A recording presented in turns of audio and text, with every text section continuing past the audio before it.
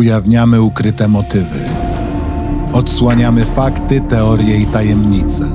Od odcisków palców po nagrania z kamer. Zbrodnie zapomniane przez czas, ale nie przez nas.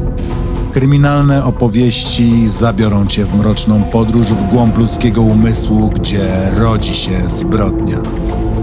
Andy Polański zaprasza.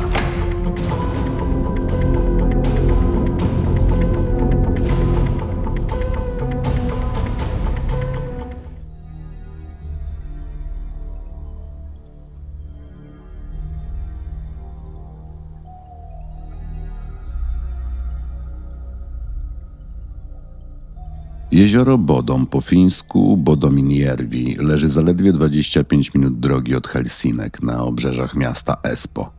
Z pozoru zwyczajne miejsce, ciche, otoczone lasem jak tysiące innych jezior w Finlandii. Ludzie przyjeżdżają tu odpocząć, rozbić namiot, uciec od miasta. Ale są miejsca, w którym spokój bywa złudny, takie, które wydają się piękne, dopóki nie spojrzy się głębiej. Pewnego letniego weekendu grupa przyjaciół postanowiła spędzić tam kilka dni. Z dala od wszystkiego, tylko natura, jezioro i oni. Miał to być zwykły wypoczynek, prosty, spokojny, bez planów i bez pośpiechu. Nikt nie przypuszczał, że to właśnie wtedy zacznie się historia, o której Finlandia nie zapomni przez dziesięciolecia. Jeżeli jesteś ciekawy, co wydarzyło się tej nocy, zostań z nami.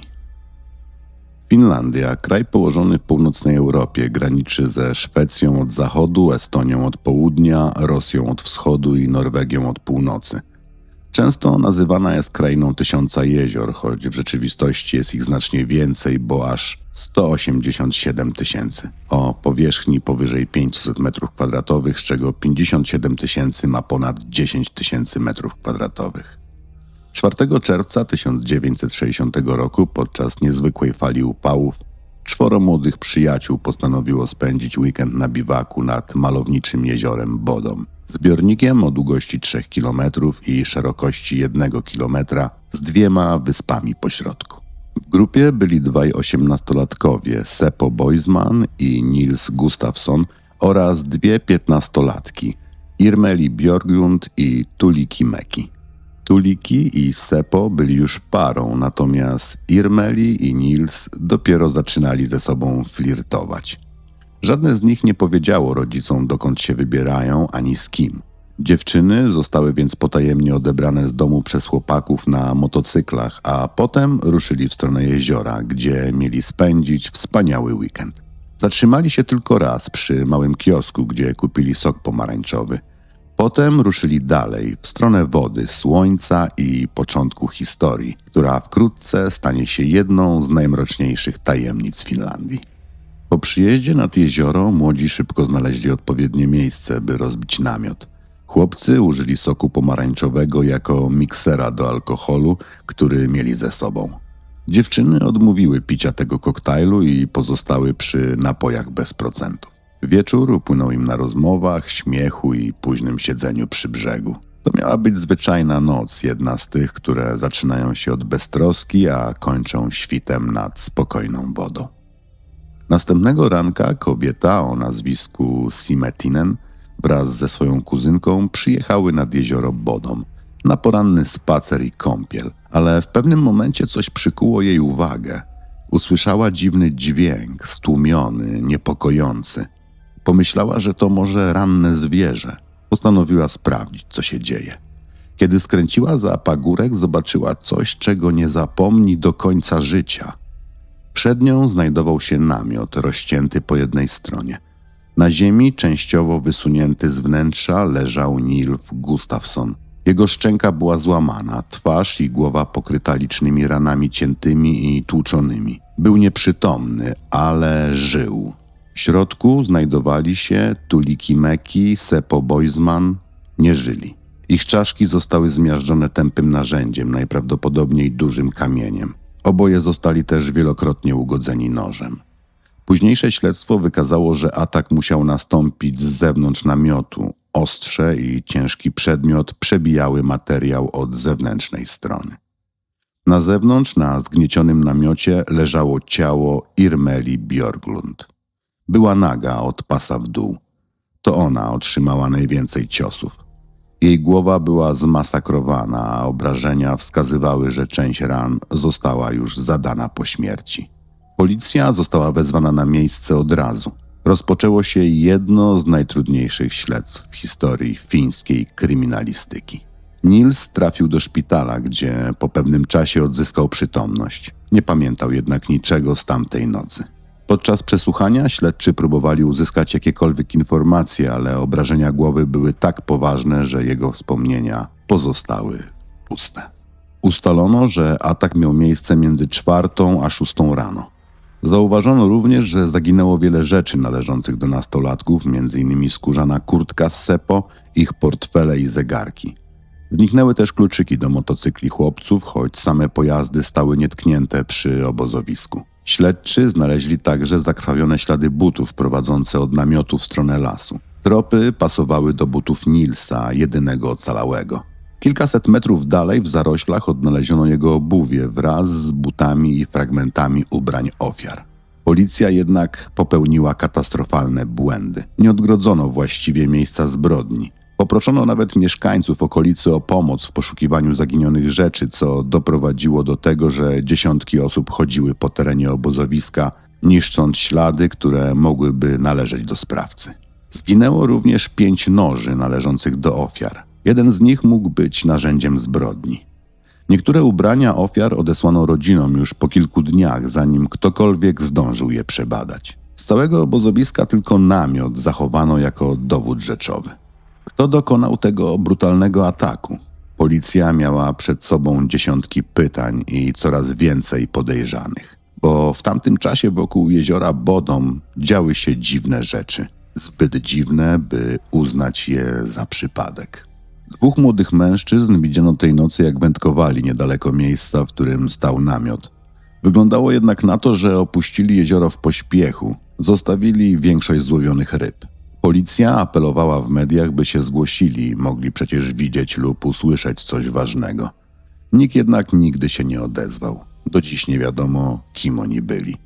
Śledczy próbowali pomóc Nilsonowi odzyskać pamięć. Zorganizowano sesję hipnozy z udziałem lekarza. Pod jej wpływem Nils opisał mężczyznę, który rozciął namiot nożem i zaatakował go metalową rurą lub podobnym narzędziem. Na podstawie jego słów powstał portret pamięciowy. Przedstawiał mężczyznę o ostrej szczęce, wysokim czole i głębokich oczodołach. Początkowo nikt nie rozpoznał tej twarzy, aż do dnia pogrzebu. Na uroczystość przyszło całe miasteczko. Byli tam rodzice, przyjaciele, reporterzy. W tłumie żałobników fotografowie uchwycili postać mężczyzny, którego nikt nie znał. Nie wiadomo, skąd tam się wziął, ani z kim przyszedł. Ale jedno było pewne. Wyglądał niemal identycznie jak mężczyzna z portretu Nilsa.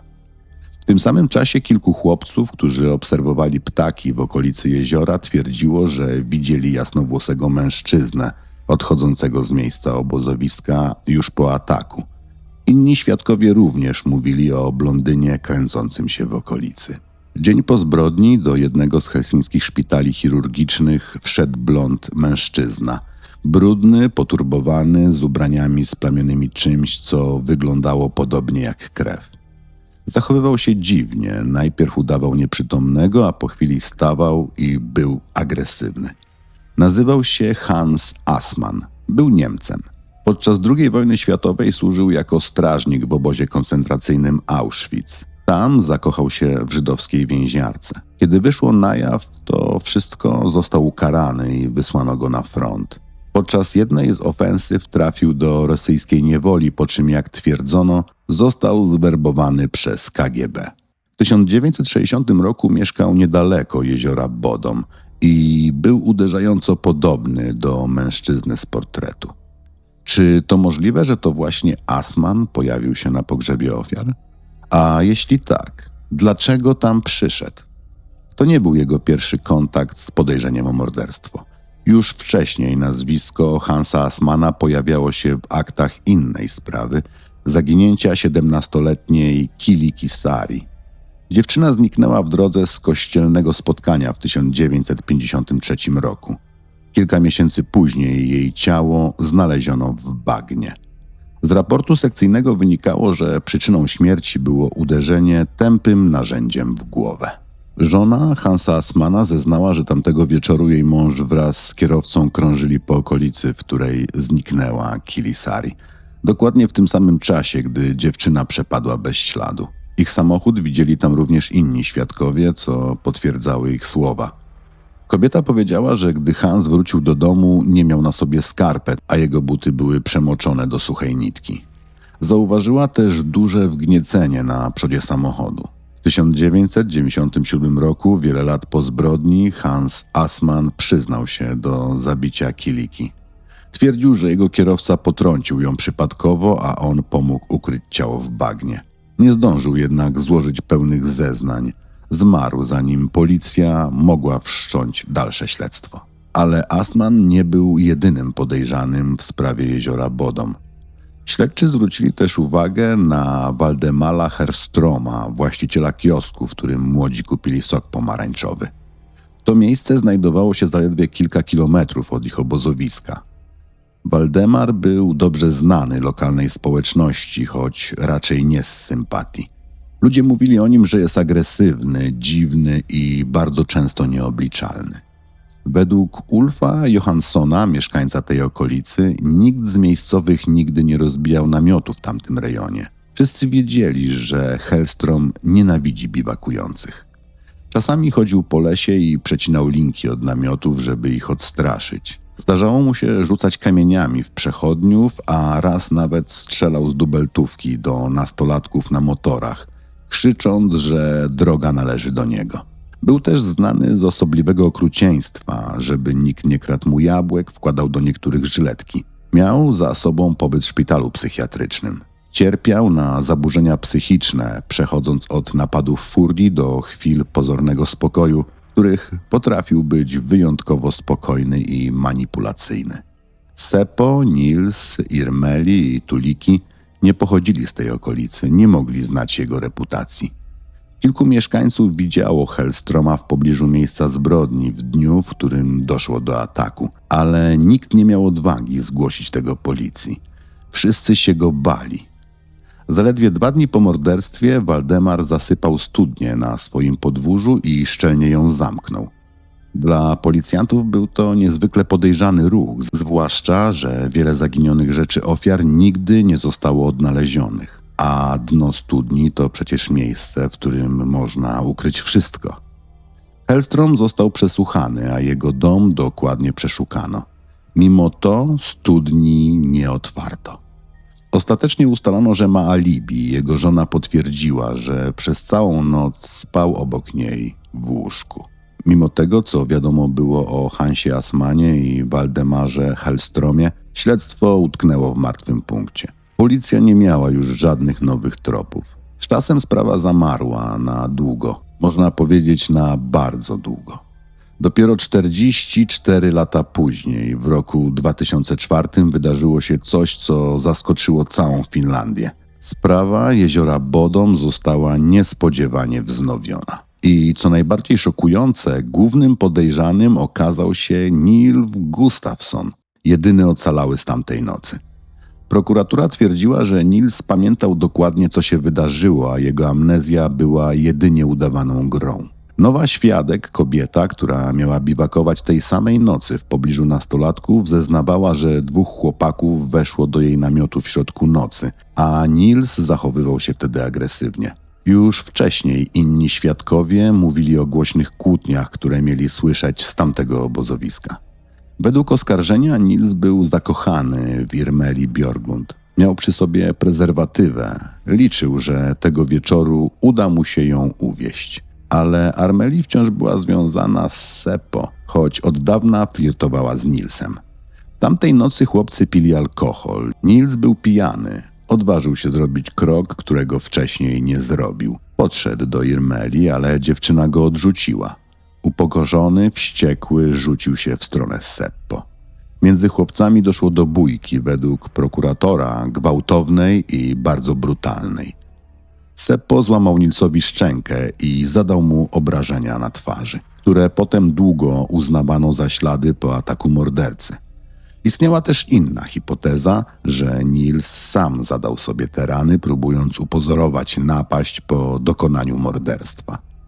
Według prokuratury po bójce Irmeli, Seppo i Tuliki zamknęli się w namiocie, wiązaniem od środka, by Niels nie mógł wejść.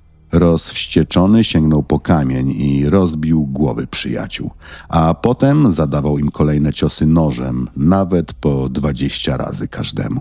W akcie paniki Irmeli próbowała uciec. Niels miał ją dogonić i uderzyć w tył głowy, ściągnąć z niej dolną część ubrań i zadać śmiertelne ciosy, po czym zabrał wartościowe rzeczy i ukrył je, by upozorować rabunek. Buty Nielsa znaleziono później 500 metrów od namiotu. Zostały przebadane.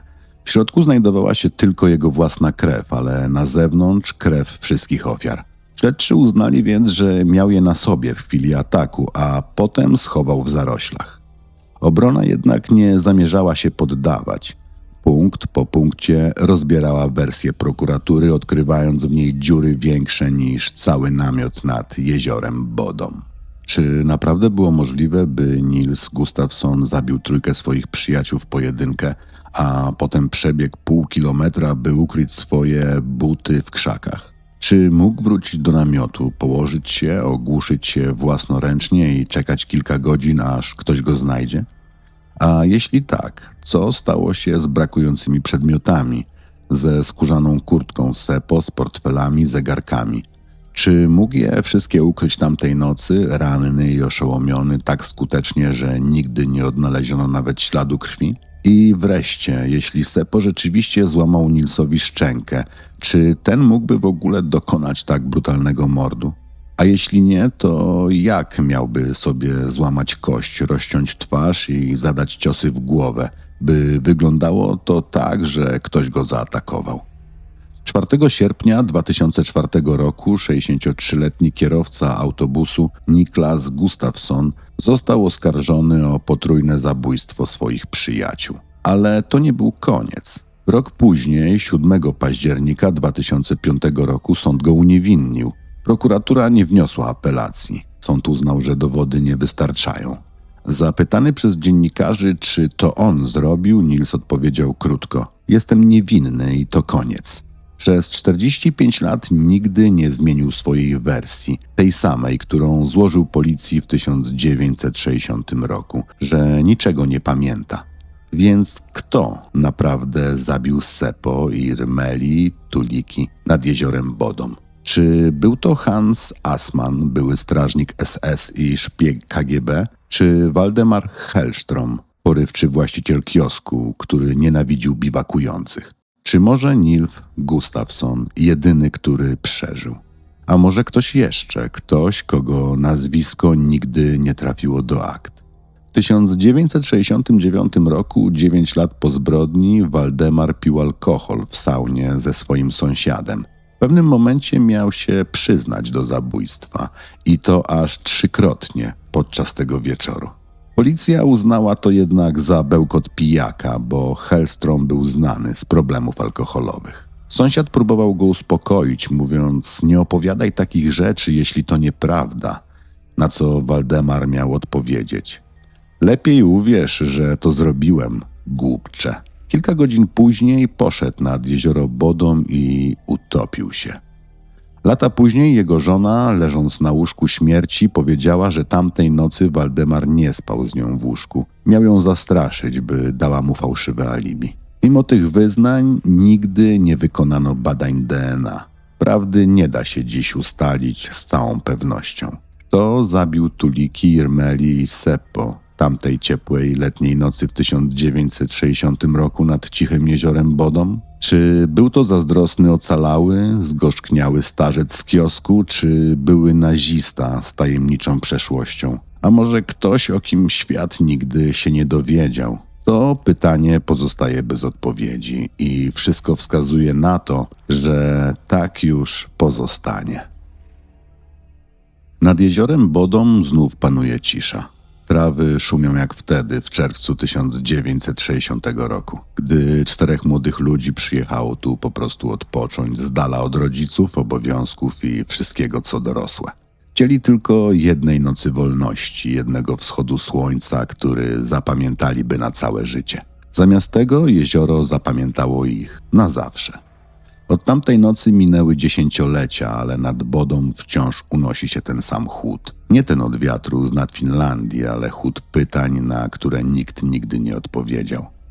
Kiedyś przyjeżdżali tu turyści, szukając śladów po zbrodni. Robili zdjęcia, ustawiali się w miejscu, gdzie stał namiot. Niektórzy mówili, że po zmroku w wodzie widać cienie, 4 postacie stojące cicho przy brzegu. 3 z nich nieruchome. Jedna jakby chciała coś powiedzieć. Nie wiadomo, czy to tylko legenda, czy może echo tamtej nocy. Śledczy, historycy, dziennikarze, nawet pisarze, wszyscy próbowali rozwiązać tę zagadkę, ale Bodom nie oddaje sekretów łatwo. Woda tu jest czysta i przejrzysta, ale tylko z wierzchu. Głębiej zaczyna się ciemność, gęsta, nieprzenikniona, tak jak prawda o tym, co wydarzyło się w namiocie. Być może nigdy nie poznamy imienia tego, kto podszedł w mroku z nożem w ręku. Ale może nie ono jest tu najważniejsze.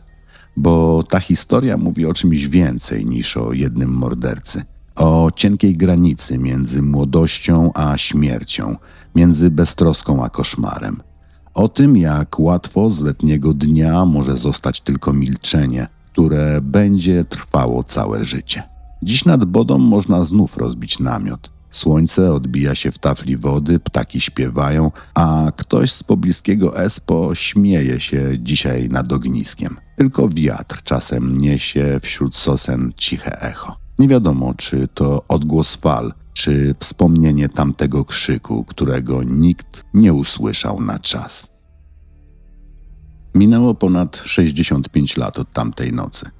Czas zatarł ślady, zamilkli świadkowie, a las wokół jeziora Bodom zdołał wchłonąć każdą tajemnicę, jakby nic nigdy się tam nie wydarzyło. Tylko ci, którzy znają tę historię, mówią, że to miejsce wciąż ma w sobie coś niepokojącego, jakby powietrze było tam gęstsze, a cisza inna niż gdziekolwiek indziej. Dziś, w 2025 roku, sprawa jeziora Bodom oficjalnie pozostaje nierozwiązana. Nie było żadnych nowych aresztowań, żadnych pewnych wyników testów DNA, żadnego listu, który po latach odsłoniłby prawdę. Nie ma nic, zupełnie nic, poza pytaniami, które cały czas się nasuwają. Fińska policja wielokrotnie wracała do tej sprawy. Z każdym kolejnym dziesięcioleciem obiecywano sobie, że przez nowe technologie, nowe analizy coś wreszcie się ruszy. Część dowodów została jednak zniszczona, część zaginęła w archiwach. W 2010 roku, ku oburzeniu opinii publicznej, ujawniono, że część materiału dowodowego została zutylizowana w ramach czyszczenia magazynów. Ślady, które mogłyby dziś zostać zbadane genetycznie, zniknęły na zawsze. W kolejnych latach co pewien czas pojawiały się nowe teorie.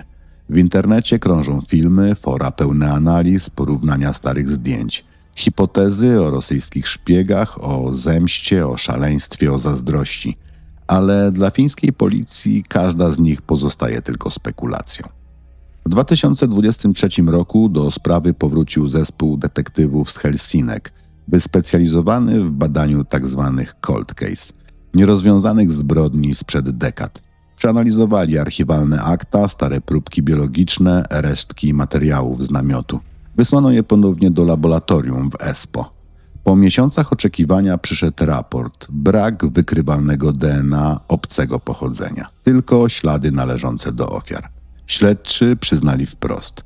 Bez nowych dowodów, bez zeznań, które mogłyby być potwierdzone, sprawa jeziora Bodom prawdopodobnie nigdy nie zostanie rozwiązana. A jednak to nie znaczy, że została zapomniana. W Finlandii co roku w rocznicę zbrodni ktoś zostawia kwiaty przy brzegu jeziora. Czasem pojedynczą świeczkę, czasem bukiet białych róż. Nikt nie wie, kim jest ta osoba.